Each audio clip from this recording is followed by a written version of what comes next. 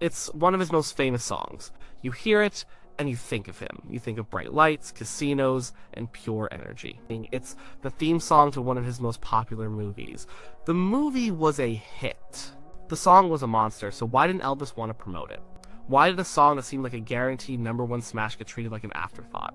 The answer isn't simple. It's not because he hated the song. In fact, he probably loved it. It was everything he was good at. It was rock and roll.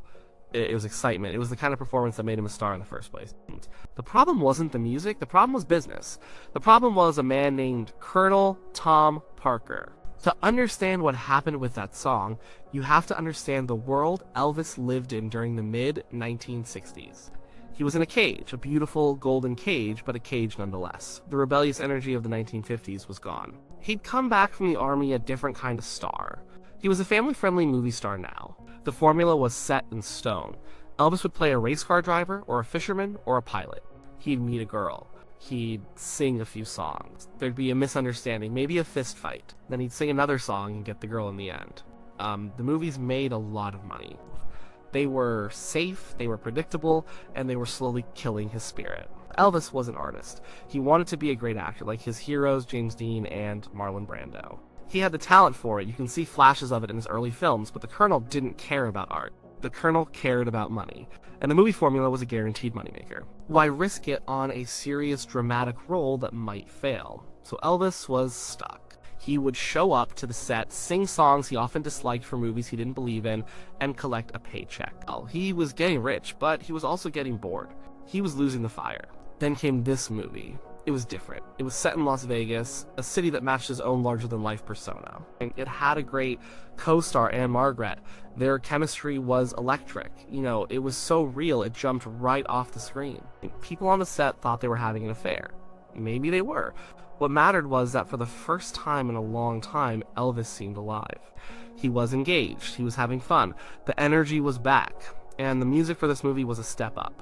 It was better than the usual soundtrack filler he was being forced to record. The songs had life. They had power. Especially the title track. It was written by two of the best in the business, Doc Pomus and Mort Schumann. These weren't just random guys. They were legendary songwriters. They wrote Save the Last Dance for Me and This Magic Moment. They had written hits for Elvis before, like Little Sister and His Latest Flame. They knew how to write for his voice. They knew how to capture his energy. When they wrote the theme song for this movie, they nailed it.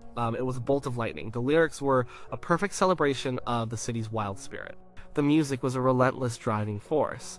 It was a rock and roll anthem. When Elvis went into the studio to record it, he gave it everything he had. The recording session was explosive. You can hear it in the final track.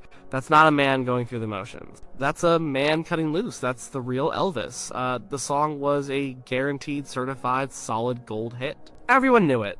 The record label knew it. The studio knew it. Elvis knew it. So what went wrong? The answer, as it so often was in Elvis's life, was Colonel Tom Parker. The Colonel was not your typical manager. He was a former carnival barker. His real name wasn't Tom Parker, and he wasn't a real colonel.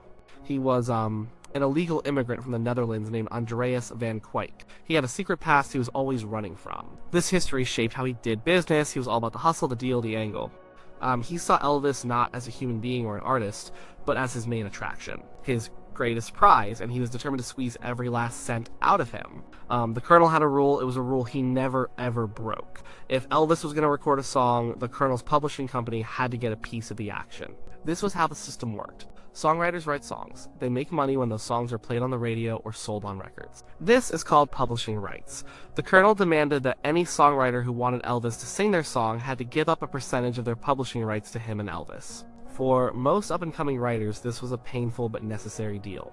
Getting a song recorded by Elvis could make your career. So, you gave the Colonel his cut. It was the price of admission, but Doc Pomus and Mort Schumann were not up-and-coming writers. They were titans of the industry. They were in the Songwriters Hall of Fame. They didn't need Elvis to make their career. They already had a career. They had their own publishing company. They were proud of their work, and they believed they deserved to be paid for it in full. When the Colonel came to them with his usual demand, they said no. They stood their ground. They told the Colonel that they would not give up a piece of their publishing. This was their song. They wrote it. They deserved to own it. For the Colonel, this was an insult. It was a challenge to his power. It was a threat to his system. He had built his entire empire on controlling every aspect of Elvis's career, and that included the songwriting. If he let Thomas and Schumann get away with this, who would be next? Every songwriter would start saying no. His whole business model could crumble. He couldn't let that happen. The Colonel was a man who held a grudge. He decided to punish Thomas and Schumann, and the way he would punish them was by punishing their song. He couldn't stop Elvis from recording it. The movie studio needed it for the film. It was the title track, but he could control what happened to it after it was recorded. He could make sure it failed as a single. His plan was simple. A single record back then had two sides, the A-side and the B-side. The A-side was the hit. That was the song the record company promoted. That was the song they pushed to radio stations. The B-side was usually a lesser song, a bonus track. It was often just filler. The Colonel decided to bury the big title track on the B-side. For the A-side, he chose another song from the movie, a cover of Ray Charles's What'd I Say. It was a decent performance, but it wasn't the monster hit the title track was. It was a cover, not an original. It didn't have the same explosive energy. It was a safe choice, but not an inspired one. By making it the A-side, he effectively doomed the theme song. Radio DJs would play the A-side. The B-side would be ignored. This is where Elvis comes in. He was caught in the middle. He knew how good the title song was. He had just poured his heart and soul into recording it. He loved working with Thomas and Schumann, but he was also completely under the Colonel's thumb. The Colonel was more than a manager to him. He was a father figure, the man who had guided his career from the beginning. Elvis was loyal, sometimes to a fault. He trusted the Colonel's business sense, even when it went against his own artistic instincts. So when the Colonel made the decision to bury the song, Elvis didn't fight it. He didn't stand up for the songwriters. He didn't demand that the best song be the A-side. He went along with it. His refusal to promote the song wasn't an active choice, like going on television and saying, "Don't buy this record." It was a passive one. He simply stepped aside and let the Colonel sabotage it. He did his duty. He promoted the A-side, as he was told. He acted as if What'd I Say was the real hit. He never spoke publicly about the dispute. He just let it happen. Doc Thomas was devastated. He was a sensitive man who had poured his heart into his work. To see his masterpiece treated with such disrespect was a deep wound. He felt betrayed, not just by the Colonel, but by Elvis too. He couldn't understand how Elvis, the artist who had brought the song to life, could just stand by and watch it be killed. The relationship was never the same. Thomas and Schumann wrote a few more songs for Elvis, but the magic was gone. The trust was broken, the single was released. As the Colonel had planned, What'd I Say was the song that got the attention. It did okay. It was a minor hit. But it wasn't a smash. It certainly wasn't the chart topper the title track would have been. The title track stuck on the B-side languished. It got some airplay from DJs who knew a great song when they heard one, but it never got the official push it needed. It failed to crack the top 20 in the United States. A song that should have been one of the biggest hits of his career was reduced to a commercial disappointment, all because of a business squabble over publishing rights. This story tells you everything you need to know about Elvis's career in the 1960s. He was a passenger in his own life. He was surrounded by people who were making decisions for him.